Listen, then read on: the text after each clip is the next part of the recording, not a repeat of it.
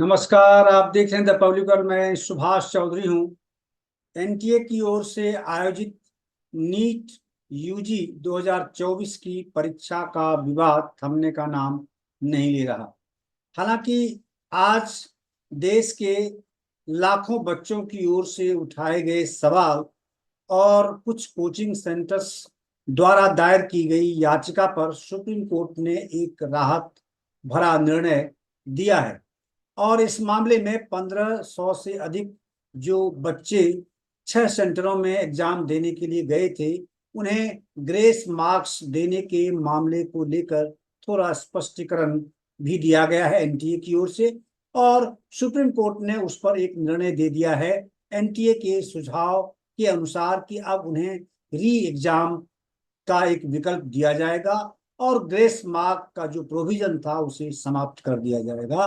यानी उनके number actual जो पहले से थे वही रहेंगे, लेकिन अगर इस हालात में वो परीक्षा दोबारा देना चाहते हैं तो उनके पास यह विकल्प होगा। 23 जून को इसके लिए परीक्षा भी आयोजित की जाएगी और 30 जून से पहले पहले इसका निर्णय भी आ जाएगा, जबकि 6 जुलाई से इसकी काउंसलिंग की प्रक्रिया शुरू हो जाएगी। यानी काउंसलिंग की प्रक्रिया पर इसका कोई असर नहीं पड़ने वाला है। लेकिन कुछ सवाल को लेकर कांग्रेस पार्टी, जो देश की प्रमुख विपक्षी पार्टी है, उसकी ओर से आज कुछ सवाल खड़े किए गए हैं। इससे पहले भी युवा कांग्रेस के अध्यक्ष के नेतृत्व में दिल्ली में एनटीए में हुई कथित धांधली को लेकर प्रदर्शन किया गया था और इसे री एग्जाम कराने की मांग की जा रही थी। पेपर लीक के मामले में कड़े प्रावधान बनाकर संबंधित पक्षों के खिलाफ कार्रवाई की मांग भी कांग्रेस पार्टी करती रही है। आज प्रेस वार्ता गौरव गोगोई, जो लोकसभा में आसाम से जीत कर आए हैं, कांग्रेस पार्टी के वरिष्ठ नेता हैं, ने पत्रकारों के समक्ष कुछ सवाल खड़े किए। उन्होंने कहा कि यह ठीक है कि जो 1500 से अधिक बच्चे हैं 6 सेंटरों में, जिन्हें कम समय मिला था, उन्हें री एग्जाम का विकल्प दिया जा रहा है। लेकिन जब पेपर लीक का सवाल खड़ा हुआ है, उस प्रकार के प्रूफ लेकर लोग सामने आ रहे हैं, तो फिर पेपर लीक माफिया के खिलाफ अब तक कार्रवाई क्यों नहीं हुई है। दूसरा, उन्होंने आशंका जताई कि पेपर लीक कभी भी बिना एनटीए के किसी अधिकारी के मिलीभगत के नहीं हो सकती। तो इसीलिए एनटीए के उस जिम्मेदार अधिकारियों की खोज कैसी होगी, उसकी जांच कैसी होगी, एनटीए इसकी जांच नहीं कर सकती है। कांग्रेस पार्टी ने कहा कि सुप्रीम कोर्ट के निर्देशन में इस पूरे मामले की निष्पक्ष जांच के लिए एक एसआईटी गठित की जाए और इसका पूरा पर्दाफाश किया जाना चाहिए और जो अधिकारी इसके लिए जिम्मेदार है उसके खिलाफ कड़ी कार्रवाई होनी चाहिए। आइए आपको सुनवाता हूं कि गौरव गोगोई, कांग्रेस पार्टी के लोकसभा सांसद, ने आज क्या कुछ सवाल खड़ा किया और देश में लाखों ऐसे बच्चे जो मेडिकल एमबीबीएस एस्पायरेंट्स हैं या बीडीएस में एडमिशन लेना चाहते हैं, उनके सवालों को लेकर उन्होंने क्या कहा, सुनिए। नमस्कार दोस्तों, आप सभी को इस प्रेस वार्तालाप में स्वागत। आज मेरे साथ विनीत पुनिया जी है।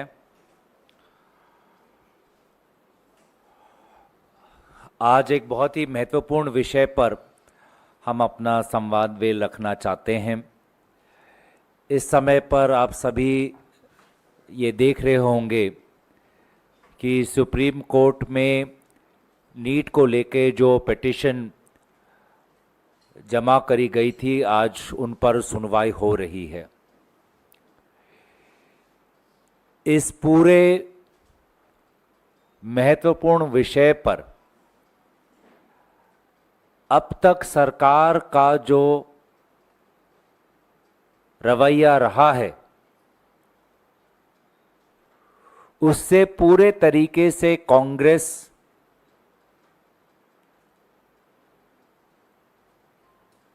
दुखी है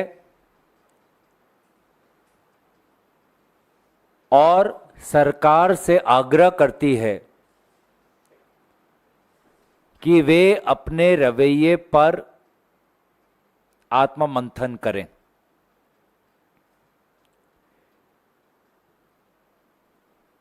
अभी तक सरकार ने सुप्रीम कोर्ट की हियरिंग में यही जताया है कि 1563 बच्चों का स्कोर कार्ड कल के एक मीटिंग में निर्णय लिया गया कि स्कोर कार्ड को रद्द किया जाएगा और अब इन बच्चों को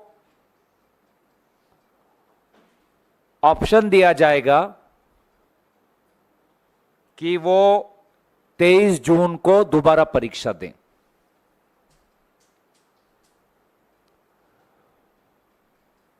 वे बच्चे जो परीक्षा दोबारा नहीं देना चाहते, उनका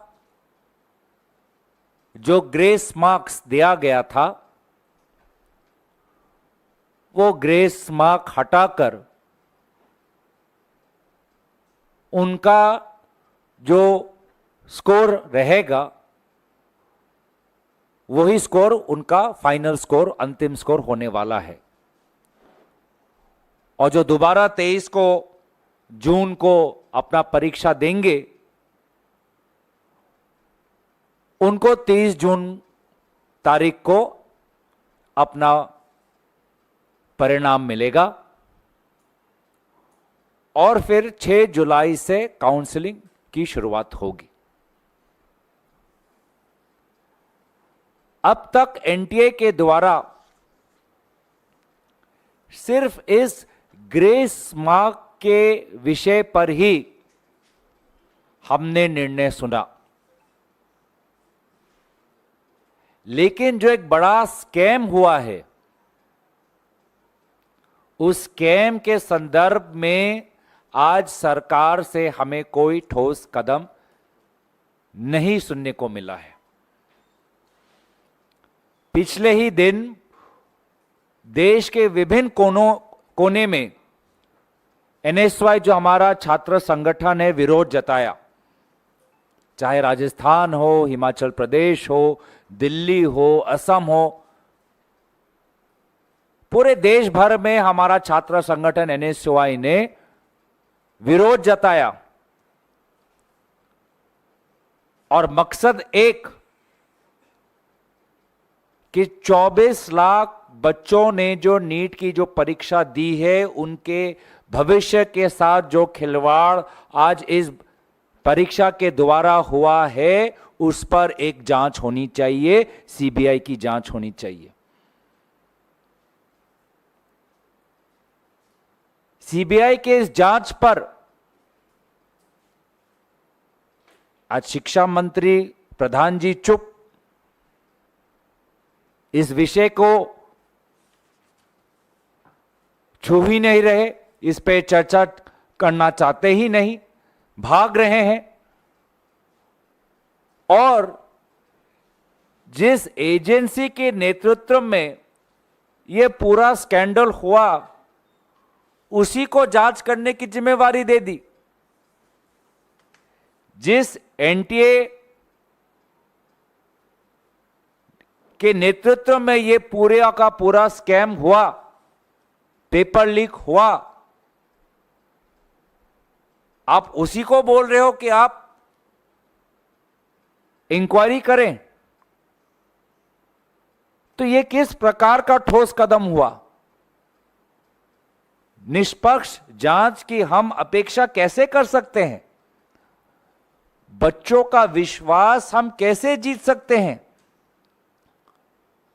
ये बच्चे आज 1 साल, 2 साल, 3 साल अपने युवा वर्ग के वे कीमती समय दिन रात, महीने पर महीने सिर्फ एक परीक्षा में अच्छे परिणाम लाने के लिए अपनी जो जिंदगी है, जो उनके उसके लिए कितना बलिदान करते हैं, आज उसका कोई महत्व नहीं केंद्र सरकार के लिए। एग्जाम सेंटर्स का जो एक नेक्सस बन चुका है, कोचिंग सेंटर्स, एग्जाम सेंटर्स का जो एक नेक्सस है, जो इसने पूरे आज हमारे मध्यम वर्ग, गरीब वर्ग के परिवारों का घर अस्थिर कर दिया है, पैसे मांगकर कि आप पैसे दो पेपर लो, पैसे दो प्रश्न जानो। 10 लाख, 20 लाख, 30 लाख, 40 लाख, इस प्रकार का जो ये नेक्सस है, क्या एनटीए इसकी जांच कर पाएगा? अगर एग्जाम सेंटर्स को, कोचिंग सेंटर्स को कहीं से किसी सुराग से अगर क्वेश्चन पेपर मिला है तो इसमें जरूर कोई एनटीए का अधिकारी या अधिकारी इसमें शामिल है।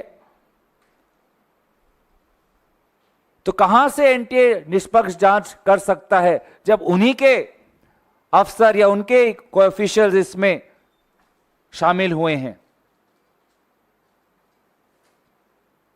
मैं तो धन्यवाद करता हूं राहुल गांधी जी का कि निर्वाचन के परिणाम के बाद जो सबसे पहला सार्वजनिक मुद्दा उन्होंने उठाया वो ये 24 लाख भारतीय युवा वर्ग के भविष्यों पर जो एक दाग लग चुका है, ये मुद्दा उन्होंने पहले उठाया। प्रधानमंत्री कहां है? प्रधानमंत्री शपथ ग्रहण में व्यस्त,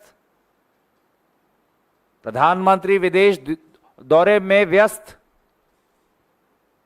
वो तो एग्जाम पर तो काफी चर्चा करते थे।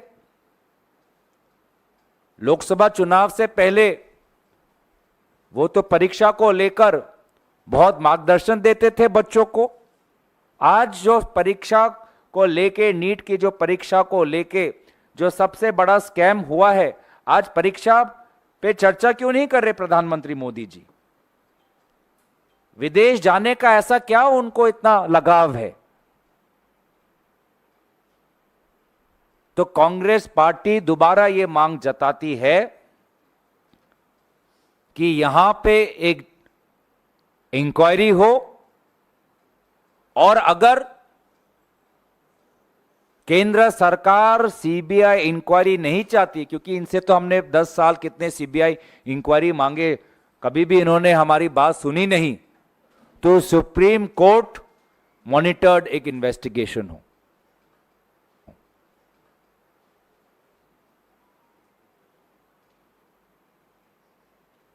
अलग अलग हमने रिकॉर्डिंग सुने हैं किस प्रकार से 30 लाख रुपए मांगा जा रहा है। एक ही सेंटर में से अलग अलग बच्चों को एक जैसे मार्क्स मिल रहे हैं।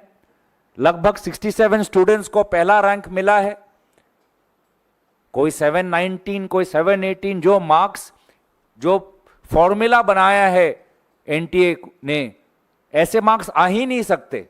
उसके बावजूद भी मार्क्स आए हैं। ग्रेस मार्क किसी को मिला है, नहीं मिला है। ये परीक्षा हमारे भविष्य के डॉक्टरों को तैयार करता है। इस प्रकार से हम डॉक्टर तैयार कर रहे हैं। तो इसे पूरे के पूरे मामले में सरकार का रवैया कमजोर रहा है। सरकार भागना चाहती है।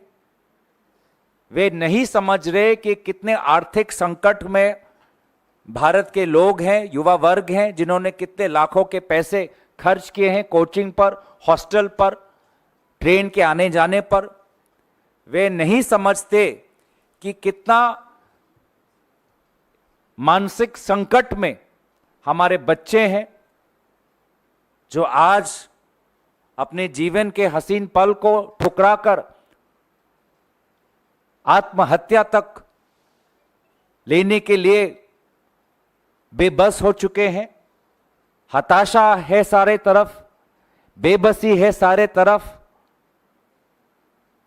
और प्रधानमंत्री मोदी जी शपथ ग्रहण में व्यस्त, विदेश भ्रमण में व्यस्त। तो इसलिए हमें लगा कि देश को हम बताएं कि आपने हमें चुना है देश के मुद्दों को उठाने के लिए। आपने हमें चुना है लोकतंत्र को जीवित रखने के लिए। विपक्ष का यही काम है कि जब जब सरकार अपने जिम्मेवारी से भागती है तो सरकार के कान को पकड़कर लोगों के प्रति संवेदनशील होना, लोगों के प्रति जिम्मेवार होना, ये उनका दायित्व है, कर्तव्य है, राजधर्म है। और अगर वे अपना राजधर्म भूल चुके हैं तो इस बार इंडिया गठबंधन के जो हमारे संख्या बल है, हम उनको भूलने नहीं देंगे। हम सदन का इंतजार कर रहे हैं। सदन के अंदर भी हम हमारे 24 लाख भारतीय युवा नागरिकों की आवाज हम उठाएंगे और नीट के परीक्षा को लेकर भारत में जो आक्रोश है, उस आक्रोश की गूंज आपको सदन के अंदर भी सुनाई देगी। मैं संक्षेप में थोड़ा अंग्रेजी में कहना चाहूंगा। The Congress party believes that the BJP government's attitude towards the ongoing demand for an inquiry into the NEET exam is irresponsible and insensitive. We demand a Supreme Court monitored investigation into this entire scandal which has affected around 24 lakh students. Ordinary families have been forced to cough up amounts close to rupees 30 lakhs due to promises given to them by different coaching centers and examination centers. We believe that no inquiry can be a just and fair and comprehensive inquiry if the inquiry is headed by the NTA themselves. The NTA chairperson should be removed from his post, and Prime Minister Modi, who likes giving examination advice to class 10 students, should not forget the mental anxiety of these potential undergraduates. Instead of paying attention to the NEET scam, he is busy attending oath-taking ceremonies and going abroad on foreign trips. Rest assured, the India Alliance will take up the cause of these students because that is our responsibility. Anytime the BJP government wants to run away, avoid their responsibility to the people of India, now the India Alliance has the sufficient strength to bring the government to its knees and make them accountable to the students. I credit Shri Rahul Gandhi ji to take up the issue of the NEET exam as soon as the results were declared. It is a mystery why these results were declared on 4th June. It can only point that they knew that there was a storm brewing and they wanted to avoid any discussion on these NEET results by declaring them on 4th June when the entire country would be talking about the election results. So that's what I had to say. We want a Supreme Court monitored investigation into this entire scandal because the lives of 24 lakh young Indians cannot be toyed with. Thank you. आपके कोई सवाल तो हम ले सकते हैं.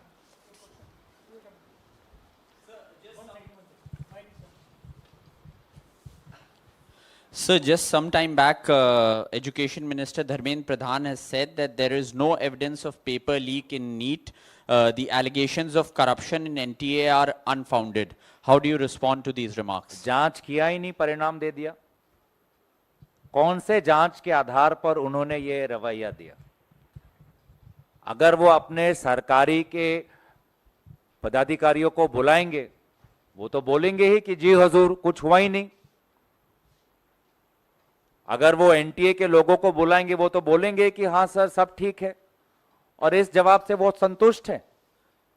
क्या उनको वो वॉइस रिकॉर्डिंग नहीं मिला जिसमें एक कोचिंग सेंटर के, एग्जाम सेंटर के लोग मालिक ने कहा कि 30 लाख लो, 30 लाख दो और पेपर ले लो? तो जब जांच हुई ही नहीं, कौन सी जांच के आधार पर उन्होंने ये बात रखी? हमें भी तो बताएं। उन 24 लाख बच्चों को और उनके माताओं और पिताओं को जानने का यह अधिकार है कि किस आधार पर शिक्षा मंत्री इस नतीजे पर पहुंचे।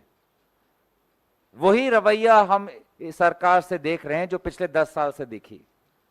कोई विफलता हुई, कोई चूक हुई, कोई लापरवाही हुई, कोई स्कैम हुआ तो ऐसा व्यवहार करो कि कुछ हुआ ही नहीं।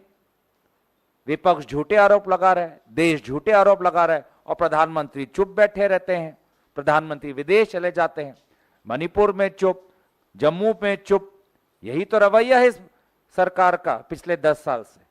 तो अभी भी जो जनादेश से जो सीख सबक इनको समझना चाहिए था, वो सबक वो नहीं ले पा रहे कि ये जनता उनका घमंड तोड़कर उनको और जिम्मेवार ठहराना चाहती है, पर इनके घमंड में कोई बदलाव आया नहीं।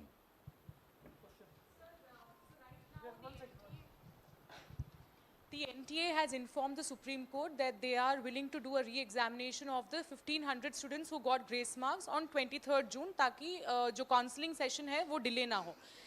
Are you okay with this decision that has been taken by NTA, or are you asking for an entire re-examination of the NEET 2024? We have always asked for a review of those who got the grace marks. At the same time, we have asked for an overall investigation, a Supreme Court monitored investigation, and we want the government, the newly elected government, to take the matter seriously. The education minister, without conducting any inquiry, has already declared himself guilt-free and given a clean check to the NTA. There has been no substantive inquiry, and any inquiry done by the NTA cannot be proven to be substantive or unbiased. This government needs to be far more serious, and the Prime Minister cannot choose to remain silent the way he remains silent on Manipur, the way he remains silent on the violence in Jammu, and he is adopting the same attitude towards this scandal with respect to the NEET exam.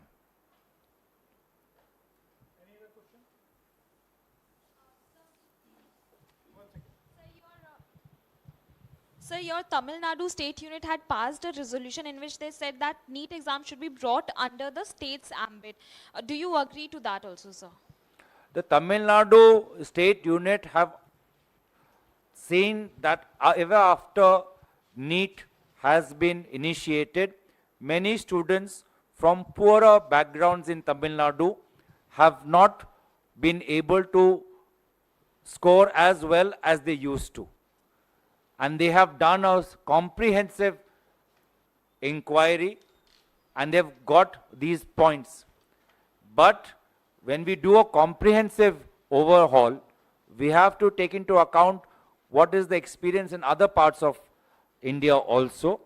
And right now we're talking about this particular exam, and where we have clearly seen that 67 students have got 720 out of 720. Some students have got 718, 719, which is not possible under the framework. There is lakhs of money that ordinary parents have had to pay. There's anyways lack of to get to when they have been duped by coaching centers promising them question papers. As it is, lakhs of money goes when you're sending your students to quota, and the overall mental anxiety. So with respect to this particular time, we are asking for the removal of the NTA chairman and a Supreme Court monitored probe into this entire scam, and for the Prime Minister to take this issue more seriously. Gaurav ji, NEET के अलावा एक सवाल है।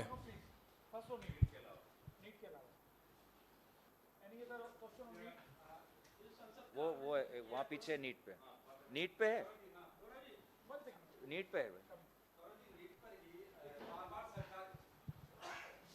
गौरव ji, NEET पर ही जिस तरह से बार बार शिक्षा मंत्री कह रहे हैं कि कोई इसमें पेपर लीक नहीं हुआ, गड़बड़ी नहीं हुई है, क्या लगता है फिर भी छात्रों में इतना गुस्सा है?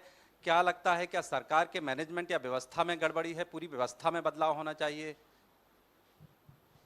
मैं इस सवाल का मैंने उत्तर दे दिया। मैं दोबारा संक्षेप में कहना चाहूँगा कि शिक्षा मंत्री ने बिना कोई जांच किए हुए इस नतीजे पर पहुंच चुके हैं। ये भाजपा सरकार का वही पुराना 10 साल का रवैया है कि कोई घुसा नहीं, कुछ हुआ नहीं, कोई लापरवाही हुई नहीं, कोई जांच की जरूरी नहीं। यही वो घमंड जिसका उल्लेख मोहन भागवत जी ने किया, वही व्यवहार, वही स्वरूप हमें आज भी भाजपा और शिक्षा मंत्री में दिखाई दे रहा है। जनता जो सबक भाजपा को सिखाना चाहते थे, वो सबक अभी तक भाजपा नहीं सीखी, और मुझे भी भाजपा से यही उम्मीद थी कि उनका घमंड बदलेगा नहीं, उनका स्वभाव बदलेगा नहीं, लेकिन देश को चिंता करने की जरूरत नहीं। इंडिया अलायंस में अब वो ताकत है कि इस सरकार को घुटने के बल लेके आकर बच्चों के प्रति जो उनकी जिम्मेवारी होनी चाहिए, सदन और सदन के बाहर उनको अपनी जिम्मेवारी निभानी पड़ेगी। गौरव जी, संसद का जो सत्र शुरू होने जा रहा है, आपने कहा नीट पे हाँ, इसी पे आपने जिक्र किया है, संसद में जोर शोर से उठाएंगे इस मामले को। तो संसद का जो सत्र शुरू होने जा रहा है, इसमें इसी मुद्दे पर क्या आप राष्ट्रपति अभिभाषण पर धन्यवाद प्रस्ताव की चर्चा की बहस का इंतजार करेंगे, या पहले दिन से ही इस पर आप प्रदर्शन करेंगे? क्या करेंगे? पूरे बात अभी कैसे बताएं आपको? आपको तो पता है कि जब सत्र शुरू होता है, हम विभिन्न दलों के नेताओं को बुलाकर सभी के साथ विचार विमर्श कर एक सामूहिक निर्णय हम लेते हैं। तो चर्चा होने दीजिए, पर ये मुद्दा ज़रूर हमारे लिए प्राथमिकता हम इसको देना चाहेंगे, महत्वपूर्ण हमारे लिए है, हमारे लिए महत्व रखता है। ये तो हम स्पष्ट रूप से कह सकते हैं, क्योंकि राहुल गांधी जी ने स्वयं, जैसे कि मैंने कहा, जनता का सबसे पहला मुद्दा ये उठाया। गौरव, जुलाई 8 को ऑलरेडी सुप्रीम कोर्ट ने ये इसका हियरिंग है, जुलाई 8, एंड एनटीए को नोटिस भी आता है, NTA has already submitted, and secondly you are not taking the name of RC Mishra who was the AIIMS director, he is directly involved in it. Students protest कर रहे हैं, तो उस पर आपने कुछ टिप्पणी मिश्रा का ऊपर, एम्स का? मैं दोबारा कहना चाहूँगा कि कांग्रेस पार्टी और उनके विभिन्न संगठनों ने क्या किया है। पिछले ही दिन देश भर में हमने विरोध जताया है। देश भर में हमारे एनएसवाई छात्र संगठन ने वहाँ के छात्रों से संपर्क रखा है, कॉलेज के बच्चों से बात की है। जहाँ जहाँ स्थानीय मुद्दे निकले हैं, जहाँ जहाँ स्थानीय हमको ठोस कुछ सबूत मिला है, उसको हमने प्रकाशित किया है। और इसलिए हम चाहते हैं कि एक निष्पक्ष इसमें इंक्वायरी हो, और जब तक इंक्वायरी नहीं होगी तो मुझे लगता है कि हम पूरी सच्चाई को हम निकाल नहीं पाएंगे। आपके पास थोड़ी बहुत जानकारी होगी, हमारे पास थोड़ी बहुत जानकारी है, लेकिन सामूहिक रूप से देश में क्या हुआ, छोटे से शुरुआत करके वो सबसे बड़ा वो अफसर कौन है, वो बड़ा वो अधिकारी कौन है, जो पूरा जो नेक्सस है, इसको हमें निकालने की कोशिश करना है। और इसीलिए हमने अपने मैनिफेस्टो में भी पेपर लीक को एक बहुत ही महत्वपूर्ण मुद्दा बनाया था, क्योंकि ये हम देख रहे हैं, बार बार देख रहे हैं कि भारत 21वीं सदी में आज इतना बड़ा आर्थिक शक्ति बना है, लेकिन एक परीक्षा ठीक रूप से आयोजित नहीं कर पा रहा। गौरव जी,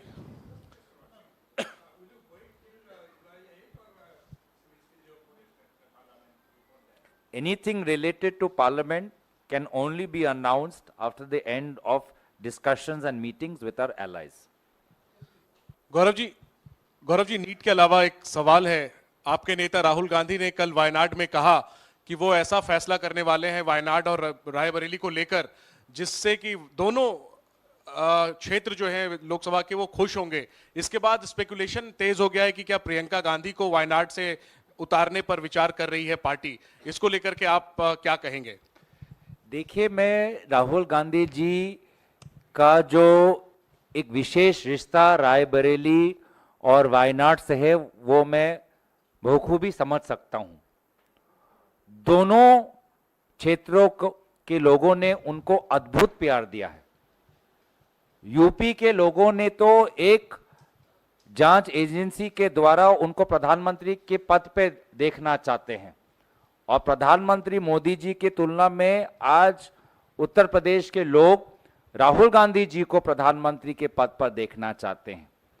वहीं वायनाड के जनता ने उनको ढेर सारा प्यार दिया है, आशीर्वाद दिया है। तो उनके मन में जो प्रश्न है वो मैं समझ सकता हूं, क्योंकि एक जनप्रतिनिधि को जनता से ही ताकत मिलता है और दोनों क्षेत्रों ने उनको बहुत ताकत दिया है। हम उनके अंतिम निर्णय की इंतजार में हैं। Gaurav sir, one question from here. Sir, the fire incident has taken place in Kuwait.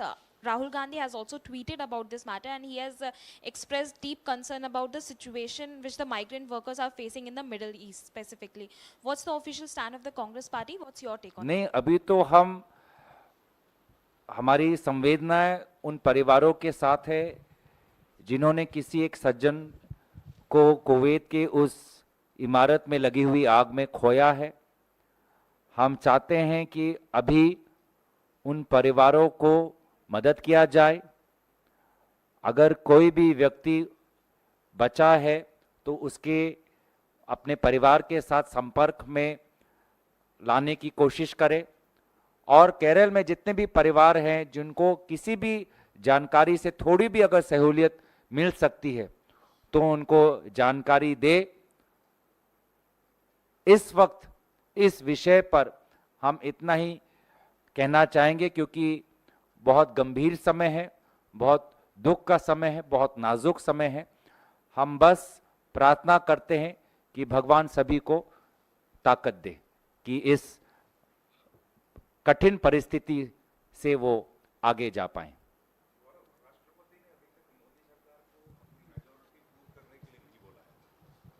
आप लोग क्या डिमांड करेंगे कि वो ट्रस्ट वोट सीक करें हाउस में? देखिए, दोबारा मैं कहना चाहूंगा कि सदन के अंदर कोई भी निर्णय सामूहिक निर्णय होगा, इंडिया अलायंस का निर्णय होगा। मल्लिकार्जुन खड़गे जी के नेतृत्व में एक बैठक होगी जो यही प्रक्रिया रही है और इसीलिए तब तक हमें इंतजार करना पड़ेगा। गौरव सर, आजादी के बाद पहली बार किसी केंद्रीय मंत्रिमंडल में कोई भी मुसलमान नहीं है।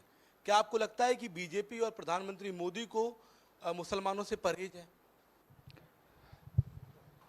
देखिए,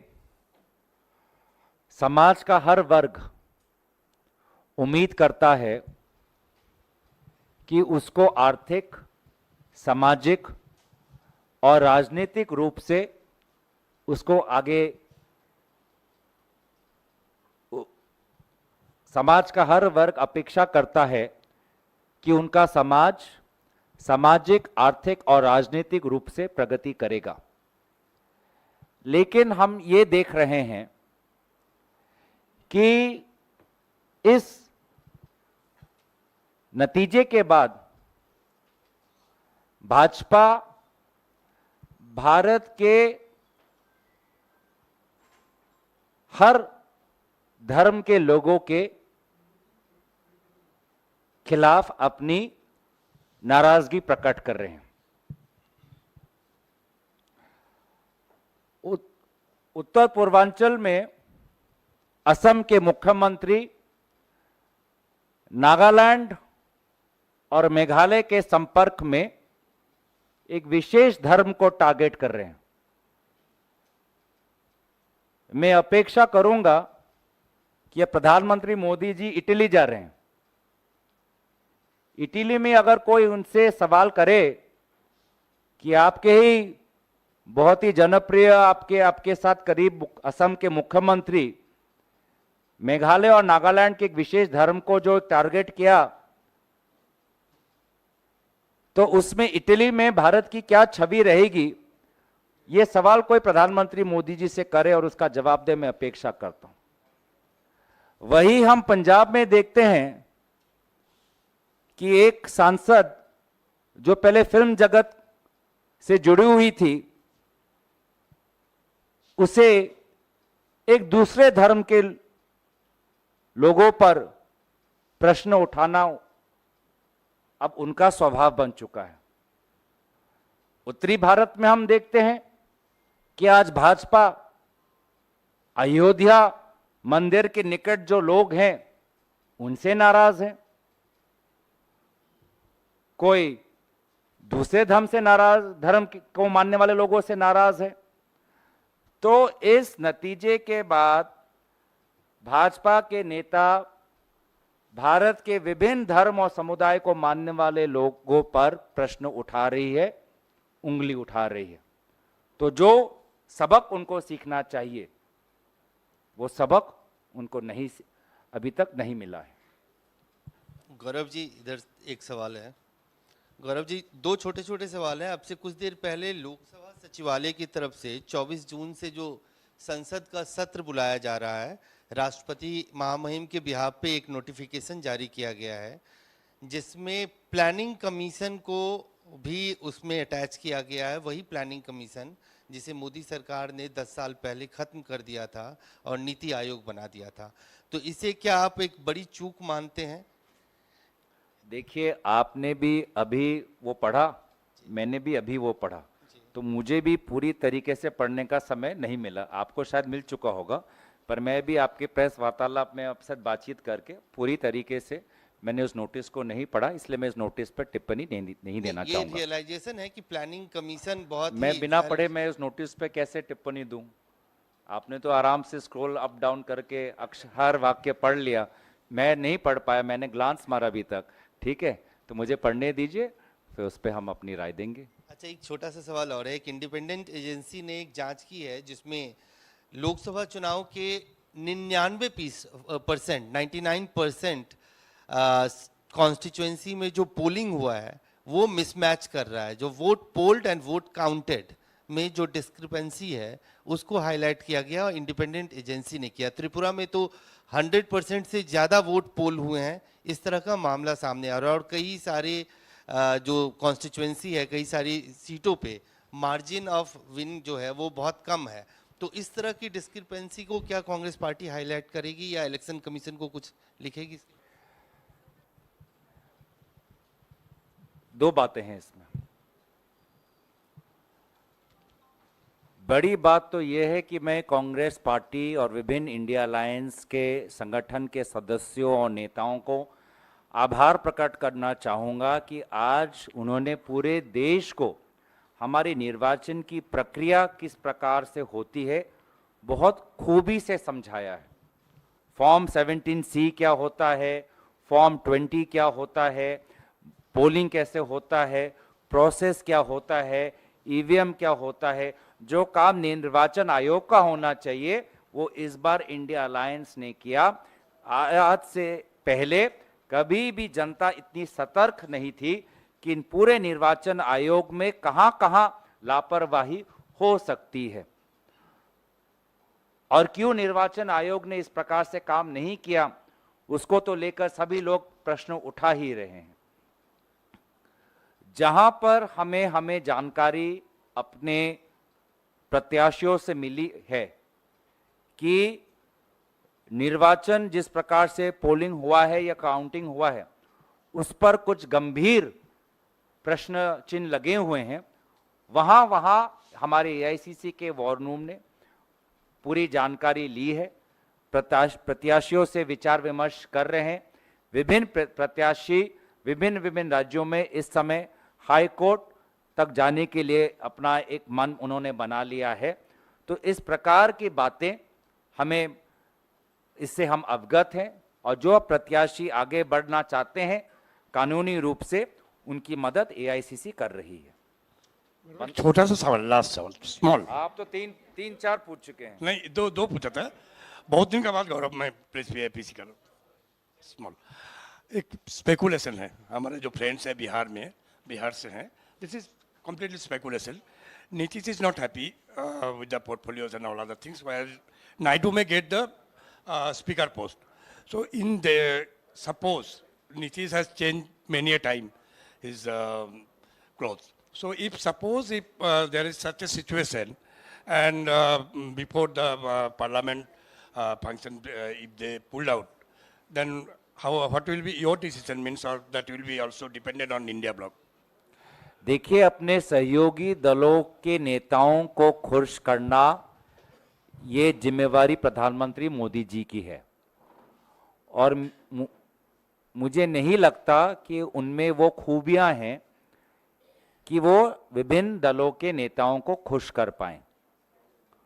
वो तो खुद के कैबिनेट के साथियों पर विश्वास नहीं करते। डिमोनेटाइजेशन, अग्निवीर के जब निर्णय उन्होंने घोषित किए तो उनके कैबिनेट के लोगों को नहीं पता था। तो वे अपने कैबिनेट पर विश्वास नहीं करते तो अपने सहयोगी दल पर क्या विश्वास करेंगे।